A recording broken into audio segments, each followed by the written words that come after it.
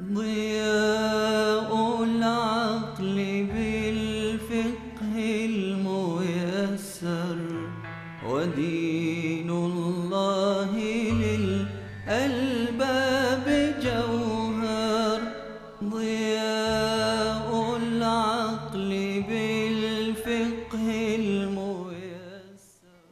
السلام عليكم ورحمة الله تعالى وبركاته. بسم الله الرحمن الرحيم. الحمد لله رب العالمين، وصلى الله وسلم وبارك على سيدنا محمد وعلى آله وصحابته الطيبين الطاهرين ومن اقتفى أثرهم واستنى بهداهم إلى يوم الفصل العظيم. En el nombre de Allah, el misericordioso y el compasivo, alabado sea Allah, que la paz y las bendiciones de Allah sean con su amado profeta Muhammad, con sus familiares, compañeros y aquellos que siguieron su guía hasta el día del juicio final. Bienvenidos a un nuevo programa de las prácticas en el Islam. Seguimos en el apartado del Salah, de la oración o rezo, y hemos iniciado el bloque de las condiciones de as-Salah, shurut as-Salah, y hemos diferenciado entre dos tipos de esas condiciones: condiciones de obligatoriedad, shurut al-wujub, y shurut as-sihha, condiciones de la validez.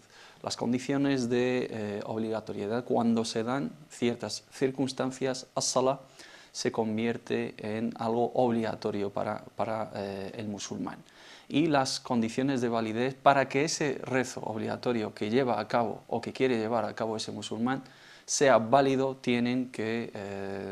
tenemos que tener en cuenta o reunir esos requisitos o cumplir con esas condiciones de validez. Shurut as-sihha, hemos comentado algunas condiciones de obligatoriedad, como el Islam, que es una condición, es un aspecto fundamental, porque los preceptos en el Islam son obligatorios para los musulmanes. Allah subhanahu wa ta'ala en el Sagrado Corán, cuando se dirige a los creyentes, se dirige con los preceptos, las órdenes en el aspecto jurídico son dirigidas a los musulmanes. Si un no musulmán lleva a cabo el ayuno o el salah o el zakat, no le es válido, no le es aceptado como precepto, sí como obra de bien que tendrá su recompensa en esta vida. Pero para el musulmán es una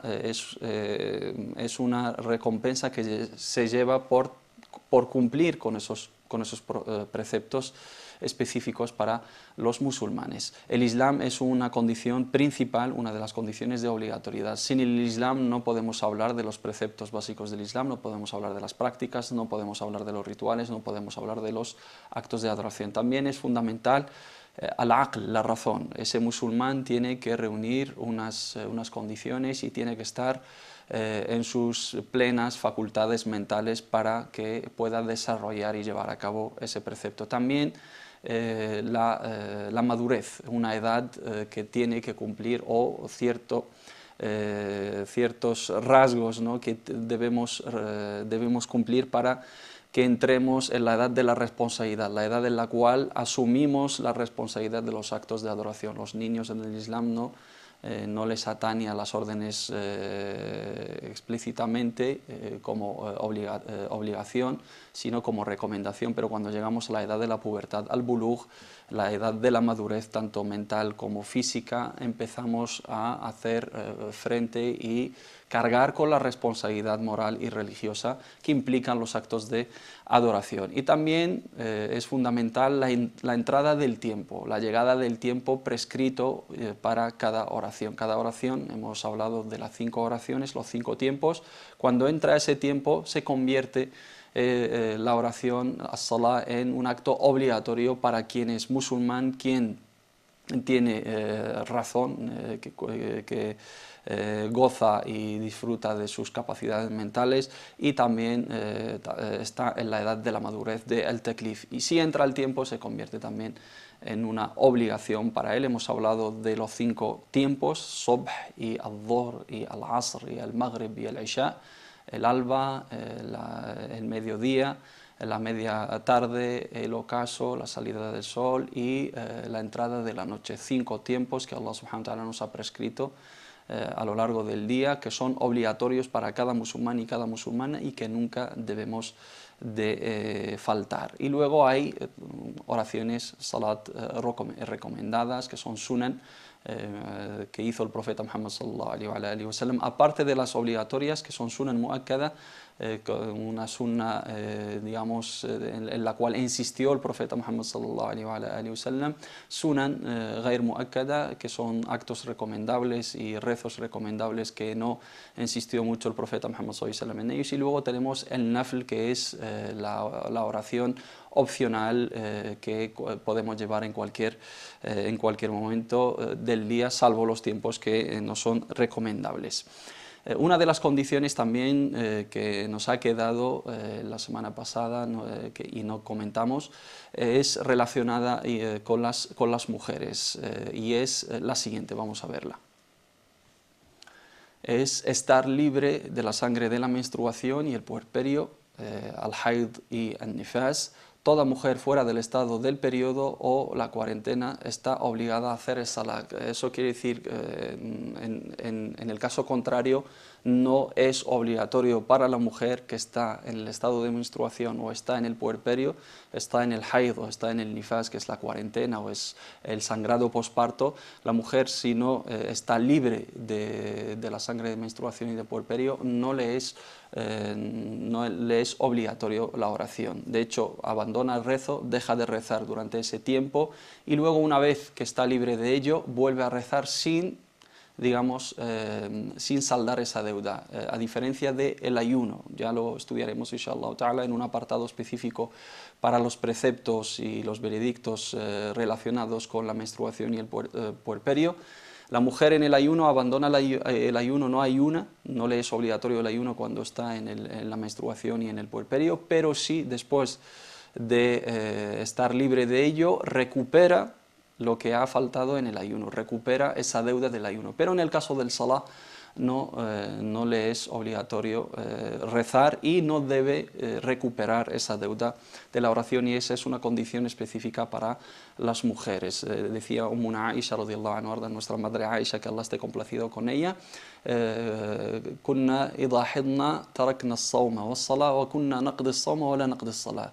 Cuando entrábamos en el periodo y en la menstruación, dejábamos de rezar y de ayunar y recuperábamos el ayuno y la oración no. Y eso es un precepto específico para nuestras hermanas. Solo a las mujeres les atañe esta condición y es una condición de obligatoriedad. Cuando la mujer no está libre de la menstruación, no le atañe en absoluto el tema de la oración, tanto la obligatoria como la opcional, y una vez que está libre de ello, sí debe de cumplir con los tiempos, con los preceptos, con los 5 rezos, etcétera, que vamos a ver inshallah ta'ala con más detalle más adelante. Vamos a ver una imagen que nos resume lo que hemos comentado hasta el momento.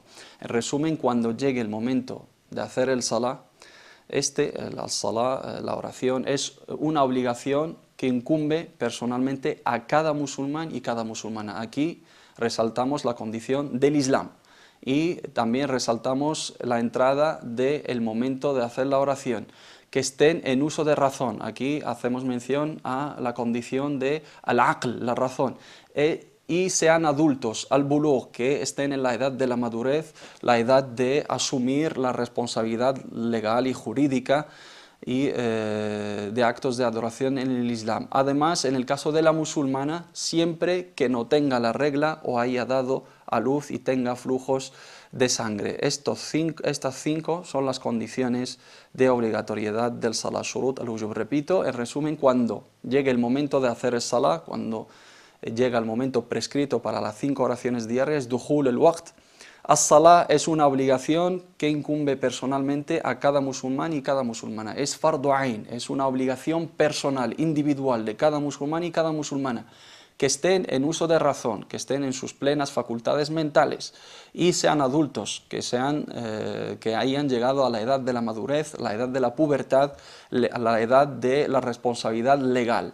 Y además, en el caso de la musulmana, nuestras hermanas, siempre que no tengan la regla o hayan dado la luz, estamos hablando del sangrado posparto o el puerperio o vulgarmente llamado la cuarentena, y tenga flujos de sangre también, aunque no sea digamos específicamente la regla, los flujos cercanos a ese periodo, que no esté libre totalmente de ello. Estas 5 condiciones son las condiciones de obligatoriedad del salah, shurut al-wujub, hay que tenerlas en cuenta: al-islam, al-aql, al-bulugh, دخول الوقت الطهارة من الحيض والنفاس, y eso es específico para las mujeres. Tenemos que ser musulmanes, tenemos que estar en uso de nuestra razón, tenemos que llegar a la edad de la madurez legal, tenemos que ser adultos, los niños no es un acto obligatorio para ellos, pero sí que es recomendable, y tiene que entrar el tiempo de la oración, y en el caso de las hermanas tienen que estar libres del sangrado, de la menstruación o el posparto. Ahora vamos a hablar de las condiciones de la validez, shurut as-sihha. Estas son las condiciones de obligatoriedad, y ahora vamos a hablar de las condiciones de la validez. Vamos a verlo en estas imágenes. Hemos visto en qué circunstancias el salah es obligatorio, nos queda por saber qué condiciones hay que cumplir para que además sea válido. Hemos hablado de condiciones en las cuales cuando se dan, la salah se convierte en un acto obligatorio. Ahora vamos a hablar de las condiciones que validan esa oración. Vamos a ver la primera, y es at-tahara, la purificación. Ya hemos estudiado el bloque de la purificación detalladamente, hemos hablado de la ablución menor, la ablución mayor y de la ablución seca, tayammum y demás al-jufayn. Hay que estar en estado de pureza que se logra realizando las abluciones necesarias, wudu para la impureza menor, al-hadath al-asghar, hemos estudiado eso en el vocabulario relacionado con cada apartado, al-ghusl, el baño integral o el lavado integral o la ablución mayor para la impureza mayor, para el atributo de la impureza mayor, al-hadath al-akbar, y al-tayammum, que es la ablución seca, si no se puede utilizar agua. Además, tanto el cuerpo como la ropa del que vaya a hacer el salah, así como el lugar en que vaya a realizarlo, deben estar limpios de impurezas, jabath. Repito, hay que estar en estado de pureza, que se logra realizando las abluciones necesarias, wudu para la impureza menor y el ghusl para la impureza mayor, y el tayammum si no se puede utilizar agua. Además, tanto el cuerpo como la ropa del que vaya a hacer el salah, así como el lugar en que vaya a realizarlo, deben estar limpios de impurezas jabath. At-tahara, la purificación, es una de las condiciones, las primeras condiciones. Inna Allaha la yaqbalu salata man ahdatha hatta yatawadda. Allah subhanahu wa ta'ala no acepta la oración de quien lo lleve a cabo sin que esté purificado. Hemos hablado, debéis devolver, los que no han seguido con nosotros los programas del apartado de la purificación, lo pueden encontrar inshallah ta'ala en nuestra página web o en nuestro canal de YouTube. Hemos detallado todos los actos relacionados con el wudu, la ablución menor, con el ghusl también la ablución mayor, y con la ablución seca, que es el tayammum. No podemos llevar a cabo la oración salvo con esa purificación previa. Antes de, si entra el tiempo y si cumplimos con las condiciones de obligatoriedad, debemos de realizar primero la purificación. Si estamos en estado de impureza menor, hadath al-asghar, y lo hemos detallado en su momento, debemos de hacer la ablución menor, que es al-wudu. Si estamos en un estado de impureza mayor, que es al-hadath al-akbar, debemos de realizar al-ghusl, el baño, el lavado integral, la ablución mayor. Y si no podemos utilizar el agua, sea por hadath asghar o por hadath akbar, por algún impedimento o alguna excusa jurídica, como lo hemos detallado en su momento, podemos recurrir a la purificación alternativa, que es la ablución seca, at-tayammum, y podemos llevarlo a cabo, y así podemos acceder a la realización de al-salah. Y aparte de hacer la purificación, nuestro cuerpo, nuestra ropa y el lugar donde vamos a realizar el salat deben de estar libres, y deben de estar purificados, y deben de estar protegidos de las impurezas, al jabath. La ropa que debemos de utilizar tiene que ser una ropa limpia y purificada, nuestro cuerpo no tiene que estar afectado por ninguna impureza, y el lugar donde vamos a realizar la oración también tiene que ser un lugar purificado, limpio, y no uno de los lugares en los cuales tenemos prohibido llevar a cabo la oración, que son tres. No podemos llevar a cabo la oración en los lugares sucios, como los baños, tampoco lo podemos llevar a cabo en las tumbas, en los cementerios, y tampoco lo podemos llevar a cabo en los establos de los camellos, como nos indicó el profeta Muhammad sallallahu alaihi wa sallam, por las impurezas que implican esos lugares. Pero toda la tierra, como nos dice el profeta Muhammad sallallahu alaihi wasallam, "Ju'ilat liya al-ardu masjidan wa tahura". Allah subhanahu wa ta'ala le concedió al profeta Muhammad sallallahu alaihi wasallam el permiso de rezar en cualquier lugar de la tierra y nos hizo de la tierra un agente purificante. Es un lugar donde rezamos y a través de ello nos purificamos, porque lo hemos estudiado en el Tayammum, as-sa'id at-tahir, la superficie purificada y limpia de la tierra se utiliza como alternativa para la ablución seca en el caso de no poder utilizar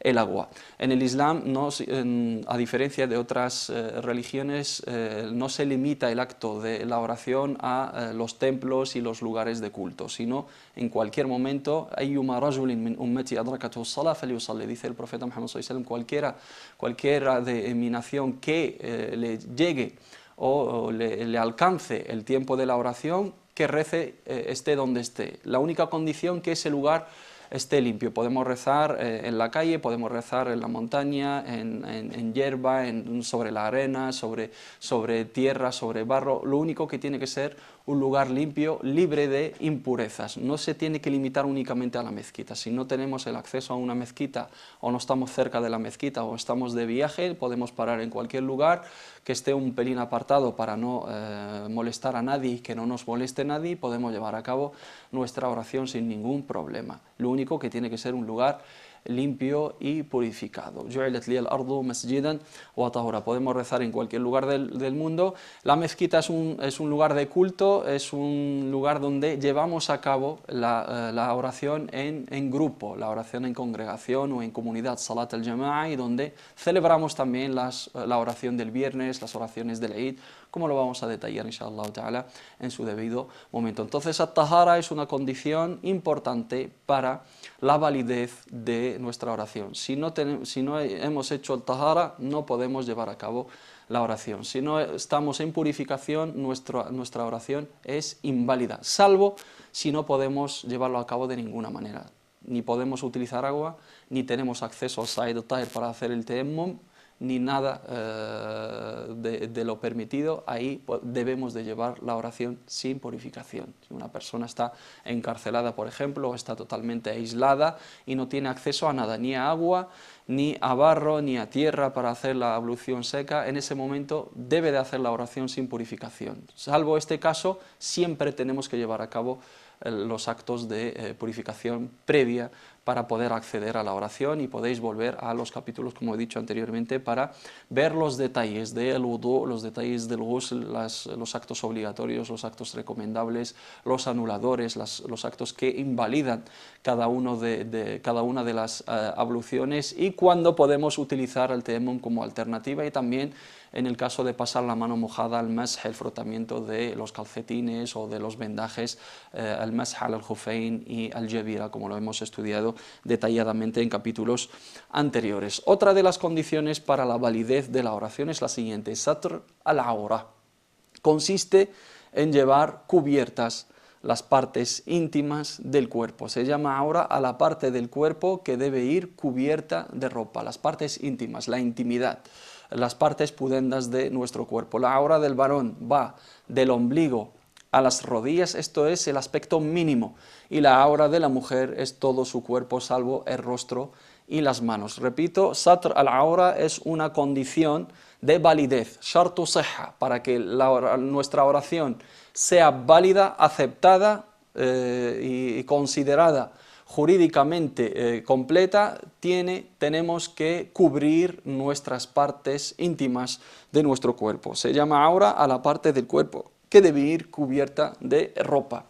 La aura del varón en su aspecto mínimo es del ombligo a las rodillas, y la aura de la mujer es todo su cuerpo salvo el rostro y las manos. Esto hay que tenerlo muy en cuenta. Debemos de cubrir nuestro cuerpo adecuadamente y debemos de estar en una buena presencia, porque estamos ante un acto de adoración. Hemos hablado de esto en las virtudes de la oración. Uno no debe ir de cualquier manera, porque es un acto muy importante. En el Islam estamos ante una conversación íntima, ante una comunicación confidencial con Allah subhanahu wa ta'ala. Estamos en un acto de adoración ante Allah subhanahu wa ta'ala, es una sela, es un lazo entre el siervo y su creador, y debemos de estar en las mejores condiciones. La purificación es para estar en buena condición, y también debemos de llevar ropa adecuada, no ir de cualquier manera. Cuando se habla de la aura del hombre, del ombligo a la rodilla, no quiere decir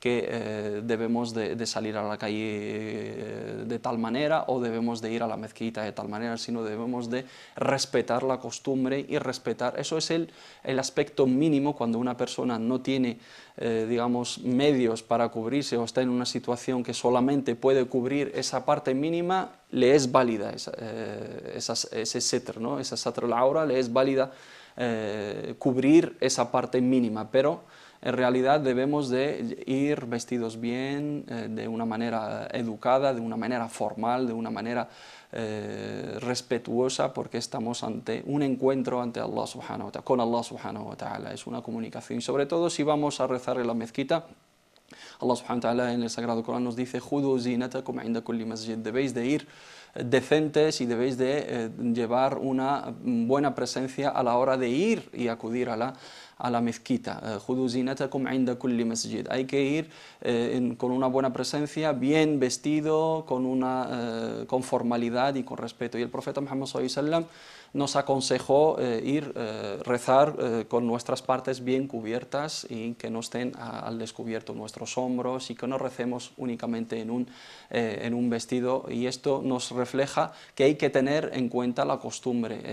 Estos hadices hablan de la época del profeta Muhammad sallallahu alaihi wasallam, donde era mal visto rezar con un vestido únicamente, con un trapo, con una prenda, y llevar la parte del torso al descubierto. Aunque sea la parte mínima, el ombligo hasta las rodillas, eso no quiere decir que podemos salir tal cual a la calle o ir a la mezquita de esa forma, sino debemos de tener en cuenta los modales, debemos de tener en cuenta la buena conducta, debemos de tener en cuenta la costumbre, lo que se lleva, para no llamar la atención y para no ser señalados y para no, digamos, herir la sensibilidad de los demás. En el caso de las hermanas, como está muy bien reflejado en la imagen anterior, es todo el cuerpo salvo las manos y el rostro. Los pies también deben de ir cubiertos, y esto es uno de los errores que cometen nuestras hermanas.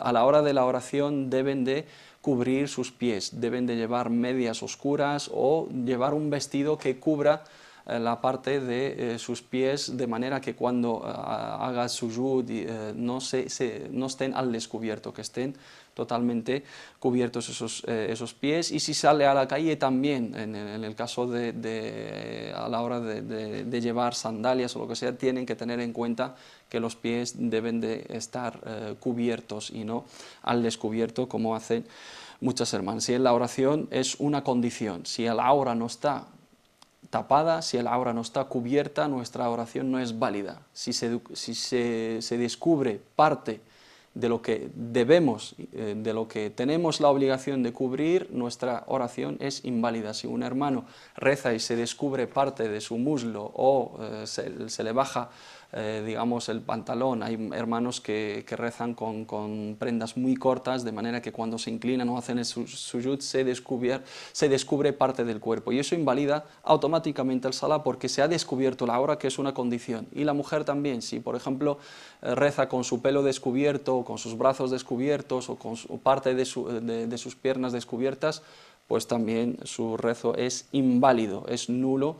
Salah batila, no es sahija, y tiene que volver a repetir esa oración. Entonces, satr al-aura es una de las condiciones de validez, de sihha. Vamos a ver otra condición, que es istiqbal al-qibla, orientarse.